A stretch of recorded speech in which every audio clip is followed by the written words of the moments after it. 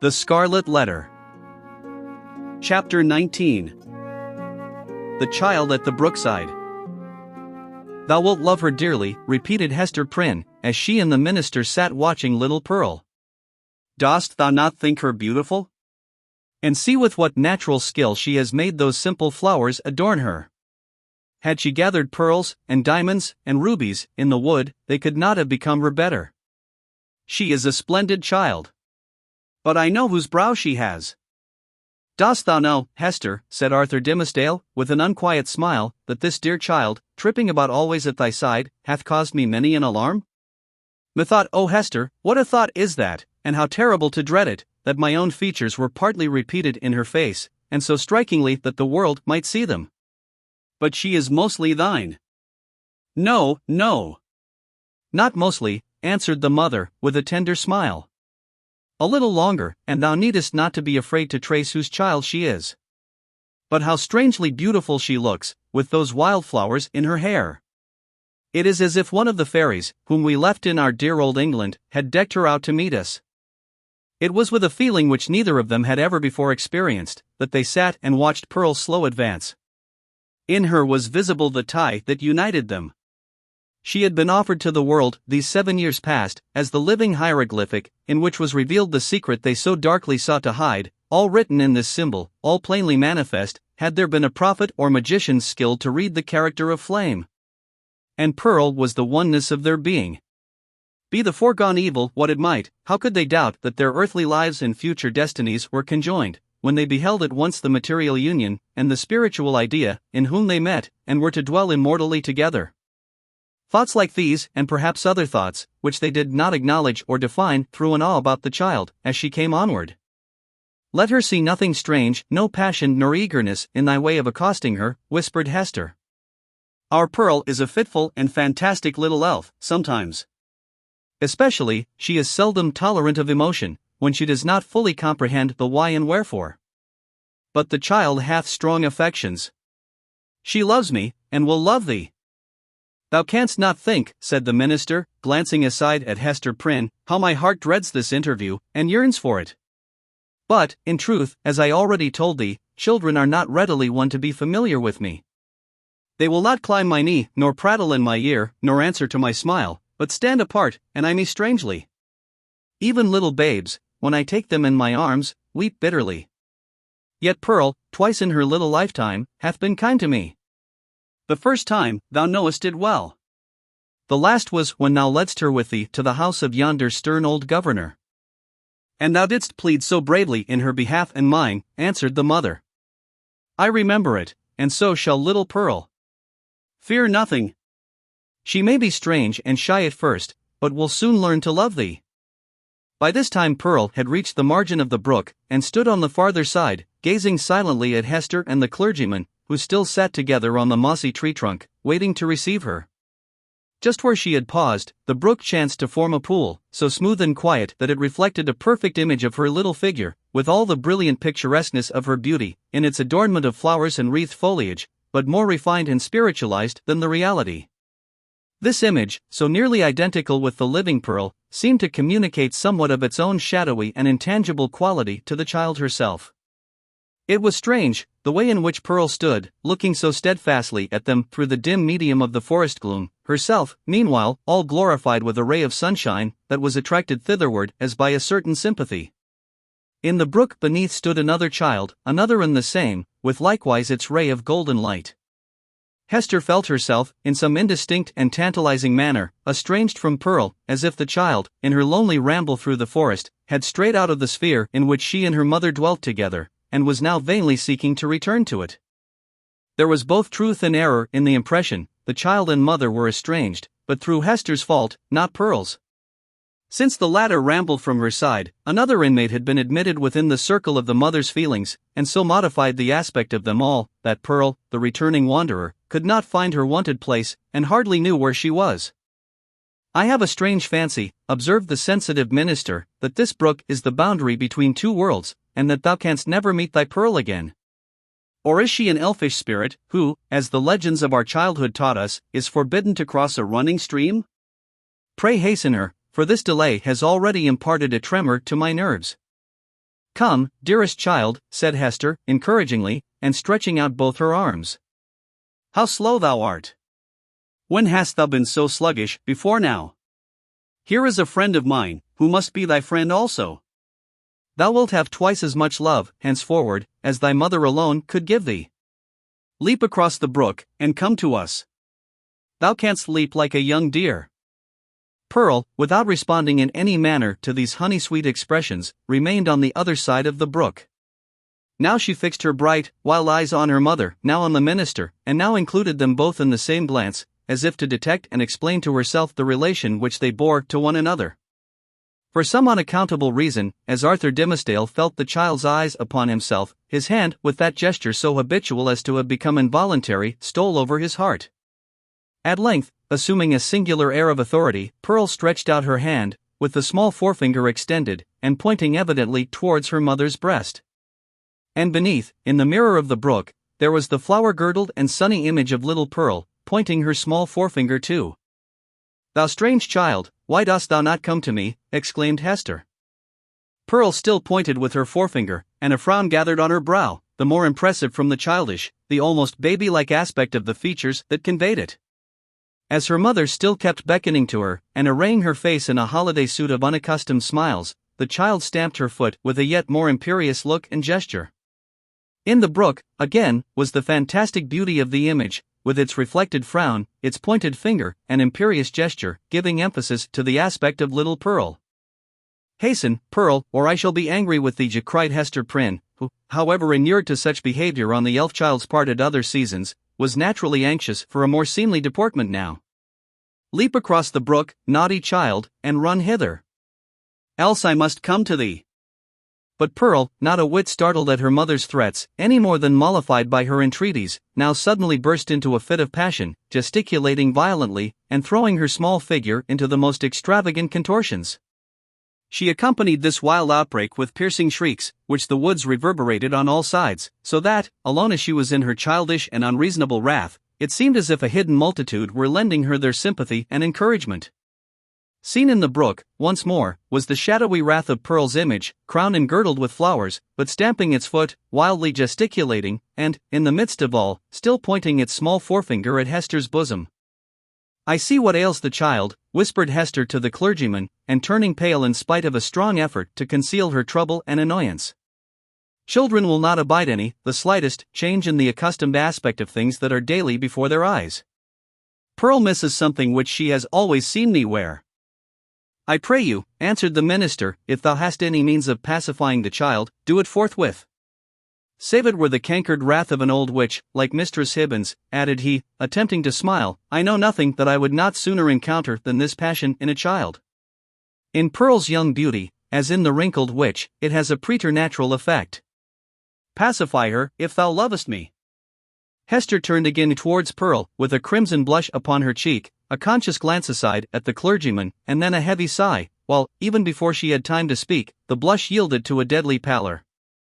"Pearl," said she, sadly, "look down at thy feet. There, before thee, on the hither side of the brook." The child turned her eyes to the point indicated, and there lay the Scarlet Letter, so close upon the margin of the stream, that the gold embroidery was reflected in it. "Bring it hither," said Hester. "Come thou and take it up," answered Pearl. "Was ever such a child," observed Hester, aside to the minister. "Oh, I have much to tell thee about her. But, in very truth, she is right as regards this hateful token. I must bear its torture yet a little longer, only a few days longer, until we shall have left this region, and look back hither as to a land which we have dreamed of. The forest cannot hide it. The mid-ocean shall take it from my hand, and swallow it up forever." With these words, she advanced to the margin of the brook, took up the Scarlet Letter, and fastened it again into her bosom. Hopefully, but a moment ago, as Hester had spoken of drowning it in the deep sea, there was a sense of inevitable doom upon her, as she thus received back this deadly symbol from the hand of fate. She had flung it into infinite space, she had drawn an hour's free breath, and here again was the scarlet misery, glittering on the old spot. So it ever is, whether thus typified or no, that an evil deed invests itself with the character of doom. Hester next gathered up the heavy tresses of her hair, and confined them beneath her cap.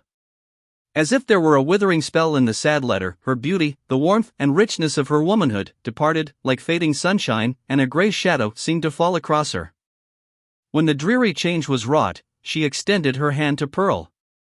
"Dost thou know thy mother now, child?" asked she, reproachfully, but with a subdued tone. "Wilt thou come across the brook, and own thy mother, now that she has her shame upon her, now that she is sad?" "Yes, now I will," answered the child, bounding across the brook, and clasping Hester in her arms. "Now thou art my mother indeed. And I am thy little Pearl." In a mood of tenderness that was not usual with her, she drew down her mother's head, and kissed her brow and both her cheeks. But then, by a kind of necessity that always impelled this child to alloy whatever comfort she might chance to give with a throb of anguish, Pearl put up her mouth, and kissed the Scarlet Letter too. "That was not kind," said Hester. "When thou hast shown me a little love, thou mockest me." "Why doth the minister sit yonder?" asked Pearl. "He waits to welcome thee," replied her mother. "Come thou, and entreat his blessing. He loves thee, my little Pearl, and loves thy mother too. Wilt thou not love him? Come. He longs to greet thee." "Doth he love us?" said Pearl, looking up, with acute intelligence, into her mother's face. "Will he go back with us, hand in hand, we three together, into the town?" "Not now, dear child," answered Hester. "But in days to come he will walk hand in hand with us. We will have a home and fireside of our own, and thou shalt sit upon his knee, and he will teach thee many things, and love thee dearly." "Thou wilt love him, wilt thou not? And will he always keep his hand over his heart?" inquired Pearl. "Foolish child, what a question is that!" exclaimed her mother. "Come and ask his blessing." But, whether influenced by the jealousy that seems instinctive with every petted child towards a dangerous rival, or from whatever caprice of her freakish nature, Pearl would show no favor to the clergyman.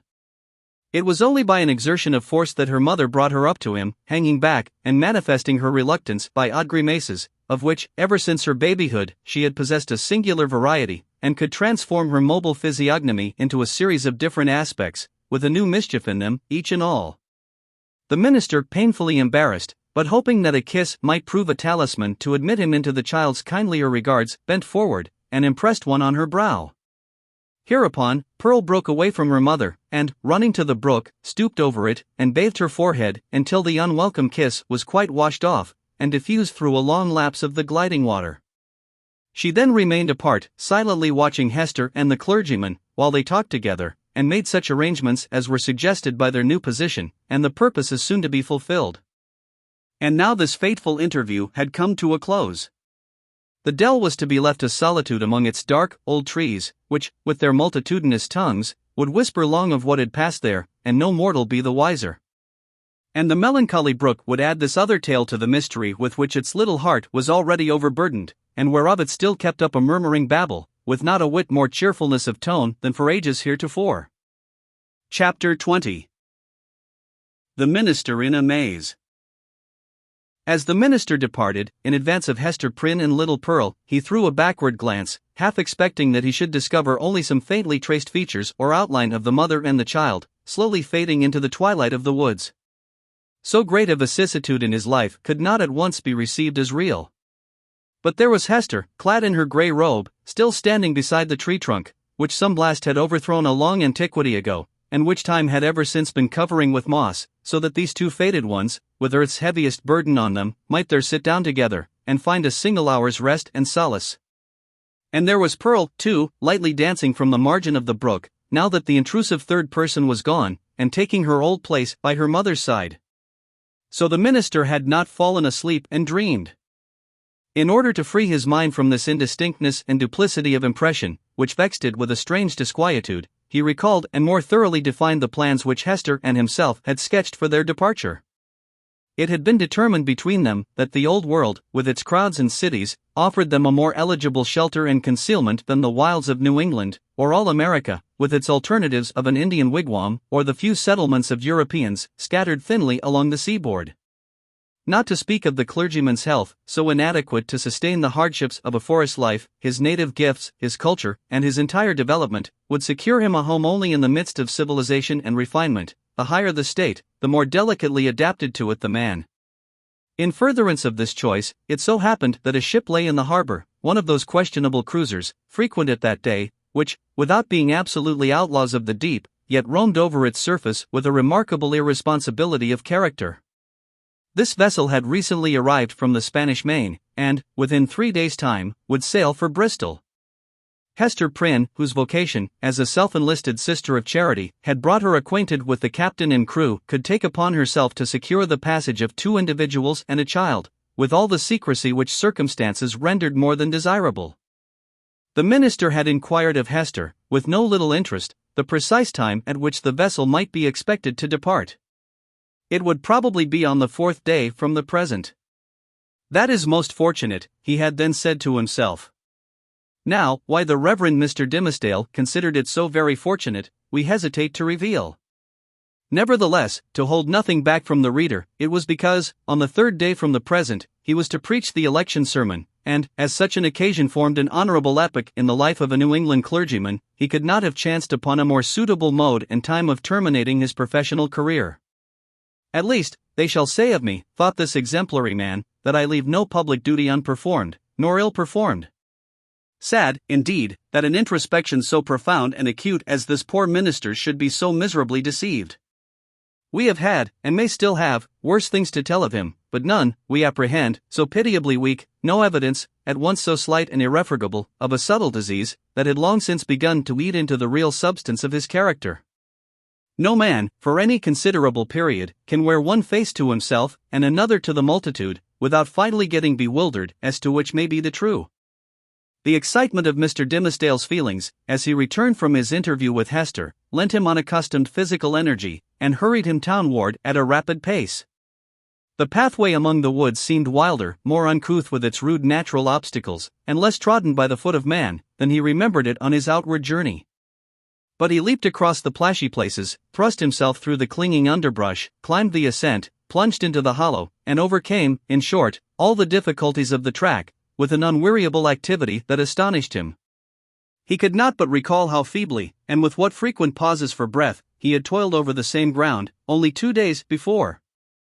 As he drew near the town, he took an impression of change from the series of familiar objects that presented themselves. It seemed not yesterday, not 1 nor 2, but many days, or even years ago, since he had quitted them. There, indeed, was each former trace of the street, as he remembered it, and all the peculiarities of the houses, with the due multitude of gable peaks, and a weathercock at every point where his memory suggested one. Not the less, however, came this importunately obtrusive sense of change. The same was true as regarded the acquaintances whom he met, and all the well-known shapes of human life, about the little town.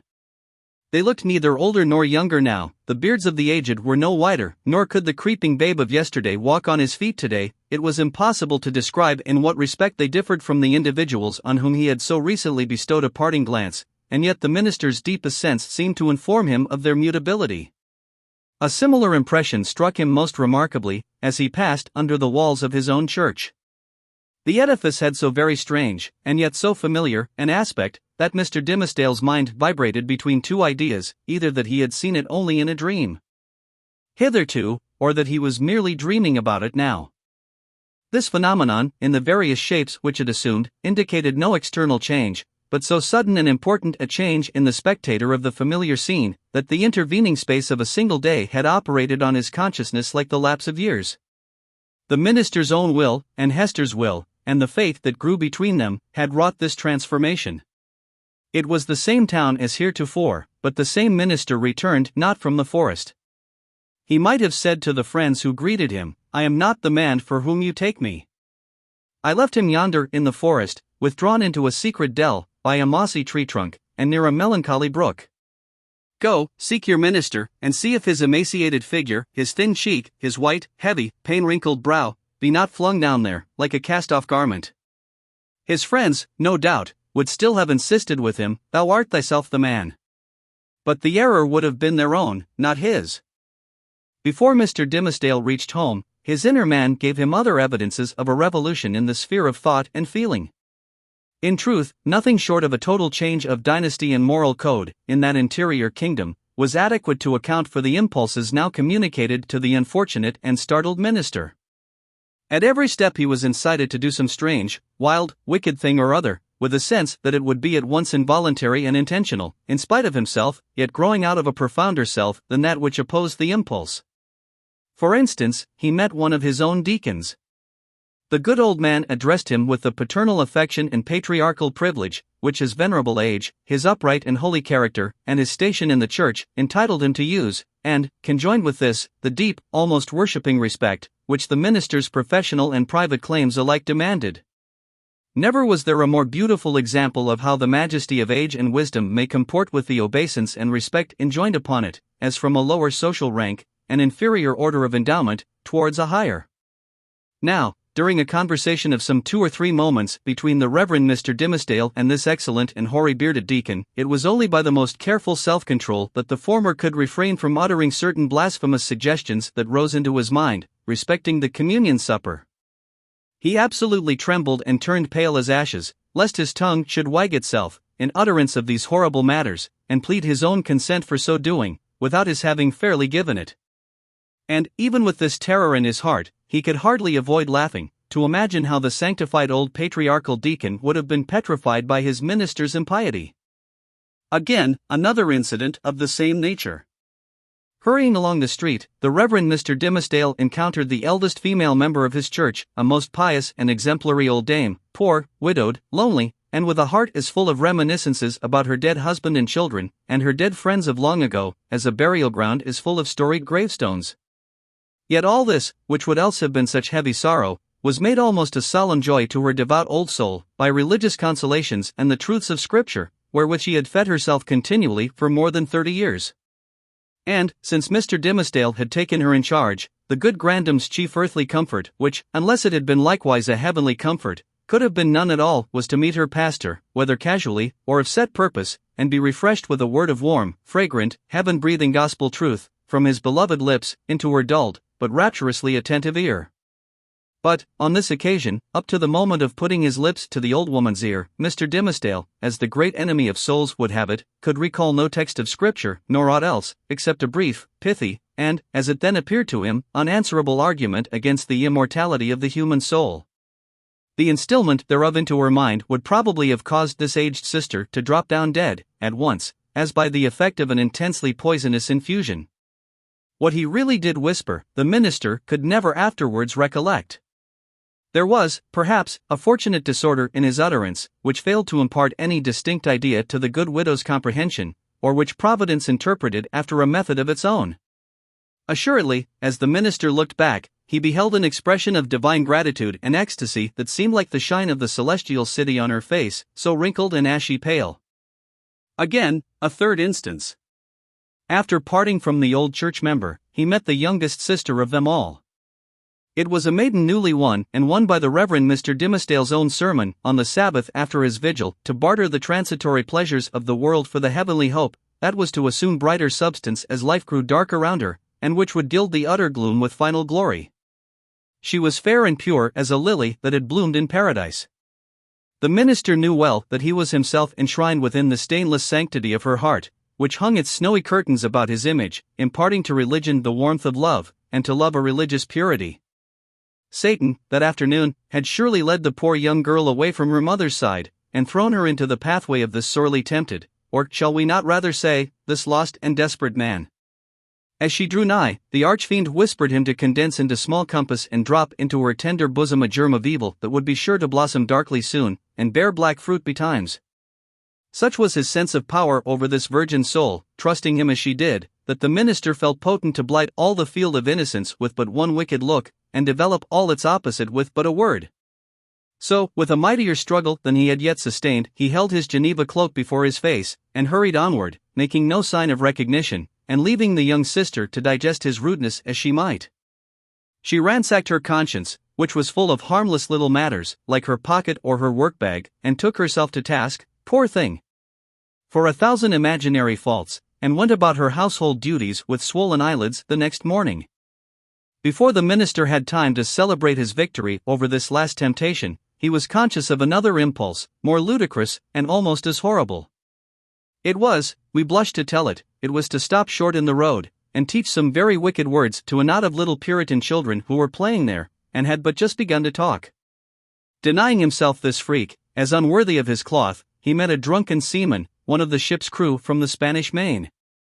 And, here, since he had so valiantly forborne all other wickedness, poor Mr. Dimmesdale longed, at least, to shake hands with the tarry blackguard, and recreate himself with a few improper jests, such as dissolute sailors so abound with, and a volley of good, round, solid, satisfactory, and heaven-defying oaths.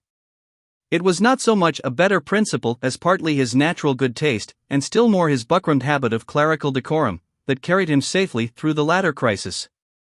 "What is it that haunts and tempts me thus?" cried the minister to himself, at length, pausing in the street, and striking his hand against his forehead. "Am I mad? Or am I given over utterly to the fiend? Did I make a contract with him in the forest, and sign it with my blood? And does he now summon me to its fulfillment, by suggesting the performance of every wickedness which his most foul imagination can conceive?" At the moment when the Reverend Mr. Dimmesdale thus communed with himself, and struck his forehead with his hand, old Mistress Hibbins, the reputed witch lady, is said to have been passing by.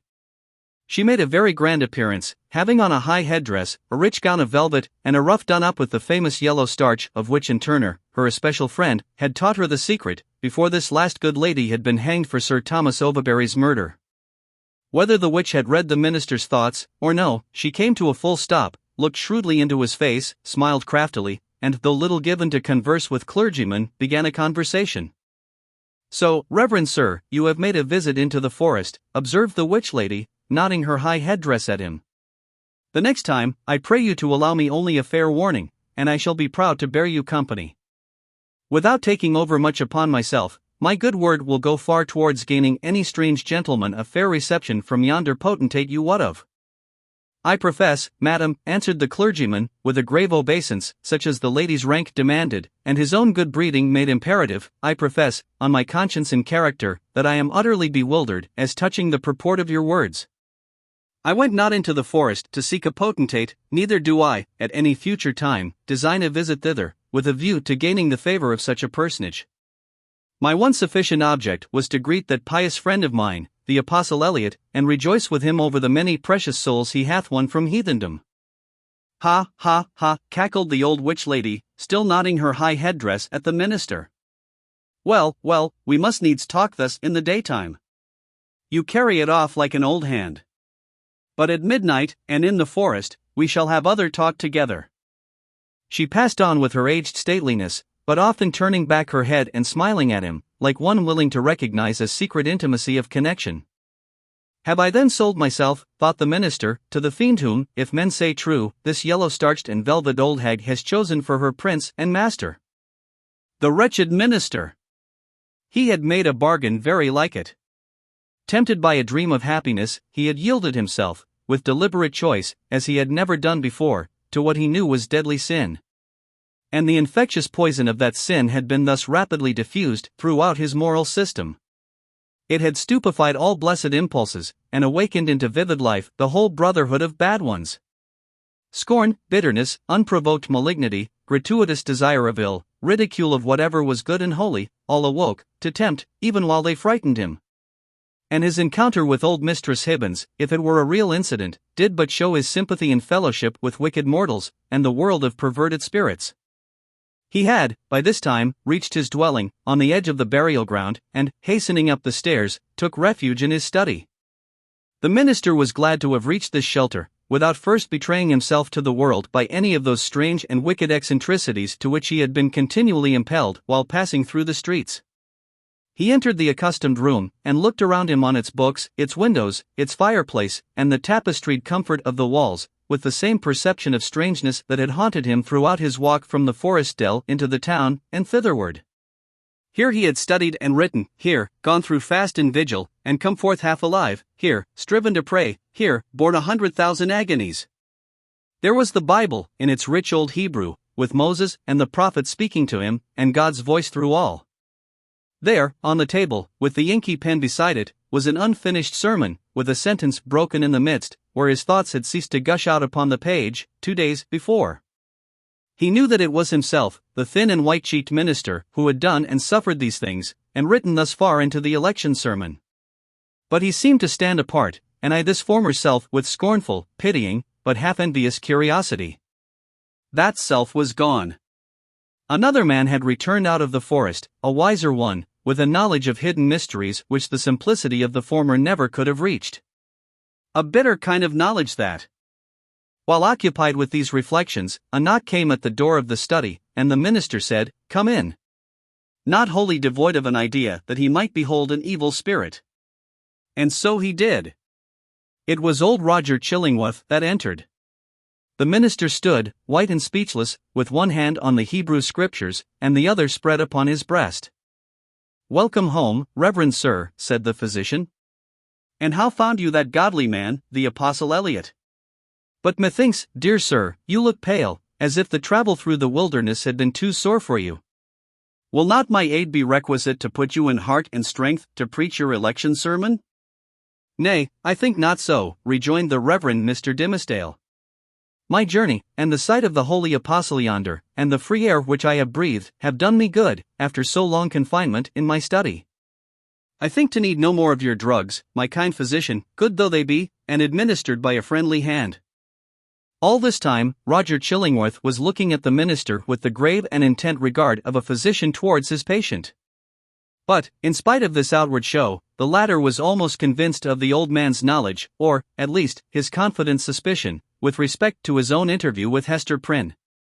The physician knew then, that, in the minister's regard, he was no longer a trusted friend, but his bitterest enemy. So much being known, it would appear natural that a part of it should be expressed. It is singular, however, how long a time often passes before words embody things, and with what security two persons, who choose to avoid a certain subject, may approach its very verge, and retire without disturbing it. Thus, the minister felt no apprehension that Roger Chillingworth would touch, in express words, upon the real position which they sustained towards one another. Yet did the physician, in his dark way, creep frightfully near the secret. "Were it not better," said he, "that you use my poor skill tonight? Verily, dear sir, we must take pains to make you strong and vigorous for this occasion of the election discourse. The people look for great things from you, apprehending that another year may come about, and find their pastor gone." "Yea, to another world," replied the minister, with pious resignation. "Heaven granted be a better one, for, in good sooth, I hardly think to tarry with my flock through the flitting seasons of another year. But, touching your medicine, kind sir, in my present frame of body, I need it not." "I joy to hear it," answered the physician. "It may be that my remedies, so long administered in vain, begin now to take due effect.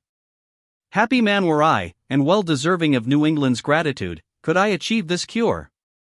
"I thank you from my heart, most watchful friend," said the Reverend Mr. Dimmesdale, with a solemn smile. "I thank you, and can but requite your good deeds with my prayers." "A good man's prayers are golden recompense," rejoined old Roger Chillingworth, as he took his leave. "Yea, they are the current gold coin of the New Jerusalem, with the king's own mint mark on them." Left alone, the minister summoned a servant of the house, and requested food, which, being set before him, he ate with ravenous appetite. Then, flinging the already written pages of the election sermon into the fire, he forthwith began another, which he wrote with such an impulsive flow of thought and emotion that he fancied himself inspired, and only wondered that heaven should see fit to transmit the grand and solemn music of its oracles through so foul an organ pipe as he. However, leaving that mystery to solve itself, or go unsolved forever, he drove his task onward, with earnest haste and ecstasy. Thus the night fled away, as if it were a winged steed, and he careering on it, morning came, and peeped, blushing, through the curtains, and at last sunrise threw a golden beam into the study and laid it right across the minister's bedazzled eyes. There he was, with the pen still between his fingers, and a vast, immeasurable tract of written space behind him.